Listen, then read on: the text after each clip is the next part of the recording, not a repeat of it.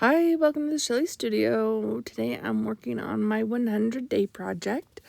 We are now officially in the red. And yes, that said red on the label. So it does look a little orange. Yeah, a few of them do look a little orange, but I'll have a list of the colors that I used in the description box below. In case you can't read them on the screen, which I can't read them on this little screen. So, yeah, I've got primary red, carmine red, alizarin crimson. You get the idea. And still doing, if you've been following me, you know I'm doing these in groups of 4. So this is, yeah, and that's like a bloody red right there. Kind of a messy red. Anyway, yeah, I'm doing them in groups of 4. There is a playlist down below in case you're interested in seeing other colors or other pieces that I've done in the series. It's kind of fun. If you haven't been following me on Instagram, it's really kind of fun to go to my Instagram page and just see all of the colors collected together. Yeah, it's really fun. Anyway, red. So, I'm gonna the series for the 100-day project is inspired. Mine is inspired by the book, The Secret Lives of Color by Cassia St. Clair. It'll also be linked in the description box below in case you're interested. I have been reading little excerpts, and I hope that's okay. I haven't gotten in trouble yet. But just to talk a little bit about the color. So in 2012, a study was published in the Journal of Hospitality and Tourism Research, advising waitresses to wear red. Why? Well, apparently, research found out that if they wore this color, the tips they were given by male patrons would be increased by up to 26%. It had no effect on the female diners, who apparently were stingier tippers overall anyway, according to the research. I thought that was kind of funny. But it's believed that people first began dyeing cloth sometime between the 6th and 4th millennia BC. Most of the scraps of dyed cloth that date from that time until the Roman era were colored a shade of red. So, red's been around a really long time. And I was reading about this, and some of the colors of red were pretty expensive and considered a luxury, and so it ends up being rulers and kings and priests and stuff that end up with this color. You know, a lot of them. And yeah, in the early, I don't know, times. Like, I don't have any dates. And I am just like giving you little excerpts, of course. The 2 stencils I used there were both from PM Artist Studio. The circles was, I think it's available in their shop now. And the little teeny one is a freebie that comes with purchase of your stencils. You get a little freebie one, and you never know what you're going to get. I guess you could ask for that one specifically, because you can put comments in your order. And then this is also a stencil from PM Artist Studio. I just liked the patterns inside the leaf. And so yeah, I used it quite a bit on this one. And yeah, I think I need to use stencils on my next grouping that I'm working on, because I like the stencils. And then I'm just layering. These are pieces of jelly prints and ink projects. Like the one I'm putting down there right now was from Inktober. So it was acrylic ink that I used a mark making tool to create, and I did them in all the colors of the ink I have. So I just dig through my stuff and found some red ones. So that's where those come from. Now, the next color was Scarlet. And similar to cochineal, Kermes dye, which is what they named Scarlet, I guess, was made from the bodies of insects so small that they were often mistaken for seeds or grains. Pliny, writing in the 1st century AD, described it as a berry that becomes a worm. Gross. Making a single gram of this precious red required the bodies of up to 80 female Kermes beetles imported from southern Europe, making it very expensive, and getting precisely the right tone of red took skill. The finished product, though, was a dye so bright and color fast that cloth dyed with it became the epitome of luxury. Yeah. I read something else about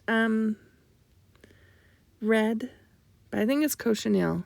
When I get to cochineal, we'll talk about that. It's been really interesting to read about all the different colors, the names, and where they came from. And I'd learned, it's been a while, I learned about cochineal being a bug, but I didn't know about, and I'm saying Kermes dye. I hope I'm pronouncing that correctly. There's so many words in here that they're coming from France and China and Mexico, and so they're all, they all have their own special pronunciation. And now I'm American, so I'm pronunciation challenged, I guess. Anyways, Pope Paul II decreed in 1464 that his cardinals would wear robes of rich scarlet instead of purple. The poor Tyrian purple mollusks being all but extinct by this time. The habit stuck, and scarlet became inextricably linked with the insignia, particularly in the church and academia. So, yeah. Cardinals wear scarlet. I've been forgetting sometimes to do my scribbling on my paper first. And, I really didn't think it was a big deal because I cover it up. I mean, it's just to break the blank page, right? But I've noticed it kind of makes a difference. Just to where I don't know if it's my thought processes, but it does make a difference. It's interesting. And another thing about scarlet, let's see, in 1606, Cornelius Drebbel, a Dutch scientist and the first man to build a working submarine, was making a thermometer in his lab in London. As the story goes, he boiled up a solution of purple-red cochineal and left it under his windowsill to cool. Somehow the vial of aqua regia, a strong acid mixture, broke and spilled across the tin window frame, splashing into the cooling cochineal and instantly turning the liquid a bright scarlet. One dyer's manual called the result flame-colored scarlet, the finest and brightest color. The author wrote, "On the orange, full of fire, or of a brightness which dazzles the eye." That's, it's a story. Don't know if it's for real. Sorry, my chair's creaking. Now, cochineal, on the other hand, viewed with the naked eye, could be mistaken for a seed or a piece of grit. Scarcely bigger than a pinhead. It's gray, slightly ridged oval, and only when one examined under a microscope at the very end of the 17th century that lingering doubts were put to rest, that Dactylophoeus coccus is in fact an insect. It might look inconsequential. This insect has made and failed kings and empires and helped shape history.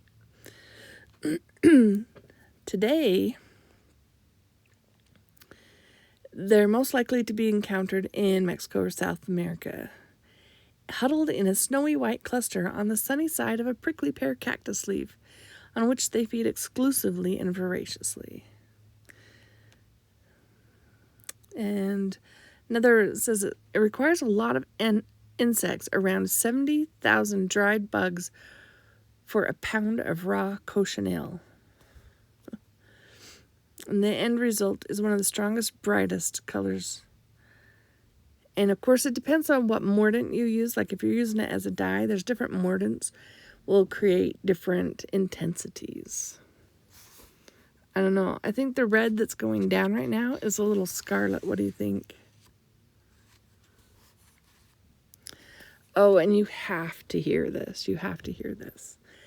The beetles are still being harvested today to produce the cochineal used by cosmetics and food industries. It is found in everything from M&Ms to sausages, red velvet cupcakes to cherry Coke. Now, to soothe the squeamish, it is usually hidden under a far more innocuous label, E120. There are signs, however, that humanity's appetite for cochineal may finally be waning. In 2012, Starbucks abandoned it as the principal red food coloring in strawberry frappuccinos. Do you feel good about that? And cake pops after an outcry of vegetarians and Muslims. Excellent news for the bug, but perhaps less so for the world's prickly pears.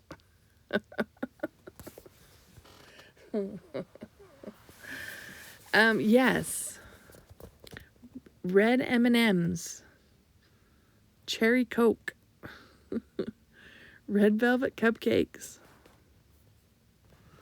Like in 1587 alone, around 144,000 pounds or 72 tons of cochineal were shipped from Lima to Spain. That's roughly 10 billion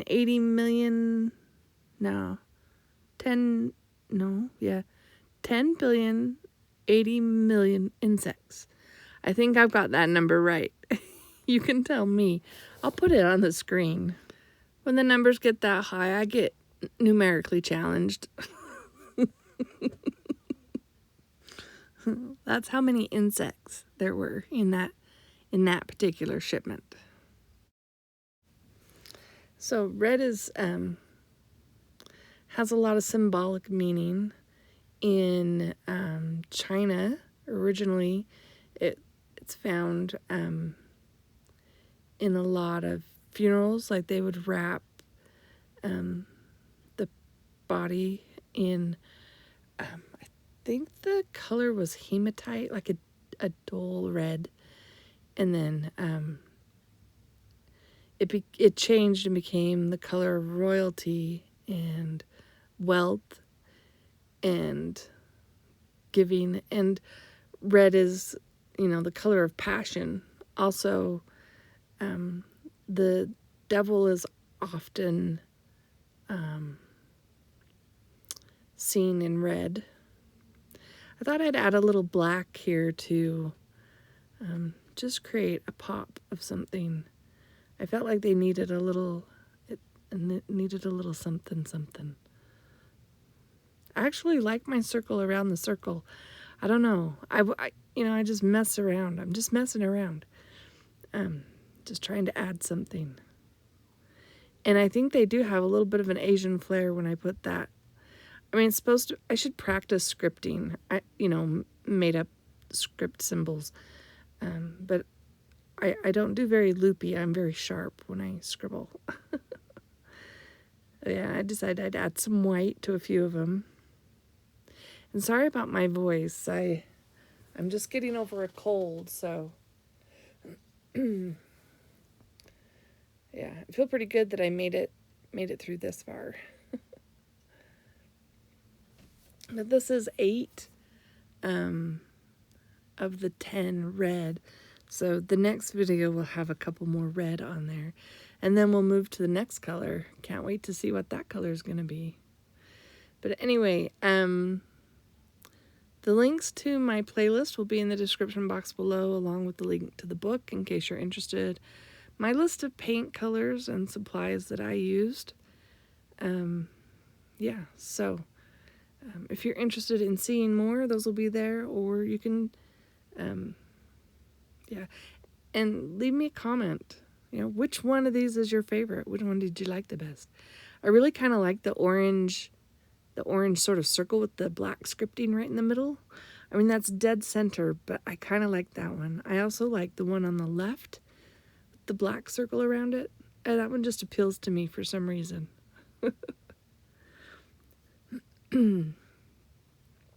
Anyway, I hope you're liking this series. Let me know if you're liking this series. If you've been watching them all, what's been your favorite color so far? Each time I go to a new color, I'm ready to go to that color. You know what I mean? Like, it's hard to, I like adding a little bit of the other colors, like doing a little bit of a transition. I kind of like that a little bit. Because I'm more into multicolor rather than single color. But I hope you're enjoying this series. If you are, let me know. Hit that thumbs up, leave me a comment. If you like what you're seeing, share it with your friends. Maybe they'd like it too. Anyways, I appreciate you watching, and I hope you have an awesome day.